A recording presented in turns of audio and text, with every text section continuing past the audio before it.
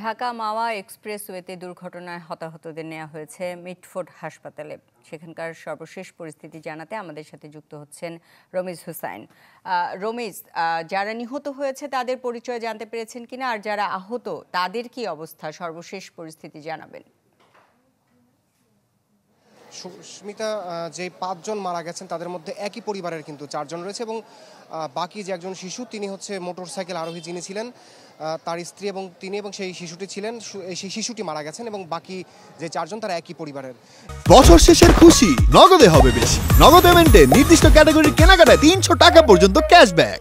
এবং আহত এখানে ছিল ৬ জন, এখানে এসেছিল আহত অবস্থায় তাদেরকে ঢাকা মেডিকেল সহ বিভিন্ন যে হসপিটালগুলো রয়েছে সেখানে তাদেরকে পাঠানো হয়েছে।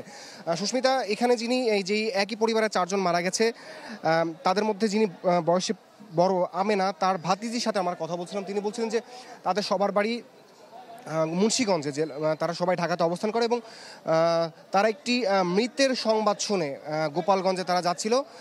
সেই ঘটনাতে তাদের যেই প্রাইভেট কারটিতে ছিল ৭ জন আরোহী ছিল, সেই ৭ জন আরোহীর মধ্যে এই যে দুর্ঘটনা, সেই দুর্ঘটনাটিতে তাদের পরিবারের ৪ জন ঘটনাস্থলে মারা যান এবং বাকি যেই সদস্যরা তারা আহত অবস্থায় আছে। তবে এদের মধ্যে বেশ কয়েকজনের অবস্থা কিন্তু আশঙ্কাজনক, যারা ঢাকা মেডিকেল সহ আশেপাশের বিভিন্ন মেডিকেলে তাদের যারা স্বজনেরা রয়েছেন তারা এখানে নিয়ে গেছেন। এবং যারা মৃত রয়েছেন তাদের মধ্যে আমেনা হক, রিয়া যিনি শিশু, এবং রিমি এবং তাদের ভাতিজা ইসাক, এবং আরেকজন শিশু যিনি রয়েছেন তিনি হচ্ছেন আবদুল্লাহ।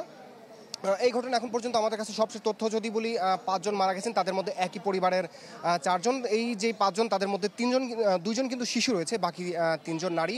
আর বাকি যে ৬ জন তাদেরকে কিন্তু, যারা আহত ৬ জন তাদেরকে কিন্তু অন্যান্য মেডিকেলে, ঢাকা মেডিকেল সহ সংশ্লিষ্ট আশেপাশে যে মেডিকেলগুলো রয়েছে সেখানে চিকিৎসার জন্য পাঠানো হয়েছে। এবং যেই চালক, বাসের চালক, তাকে কিন্তু এখন পর্যন্ত আটকের কোনো তথ্য আমার কাছে নেই। সুস্মিতা। রমিজ, আপনাকে ধন্যবাদ। রমিজ হুসাইন আমাদের সাথে যোগ দিয়েছিলেন মিটফোর্ড হাসপাতাল থেকে। ঢাকা মাওয়া এক্সপ্রেসওয়েতে দুর্ঘটনার সর্বশেষ পরিস্থিতি জানাচ্ছিলেন।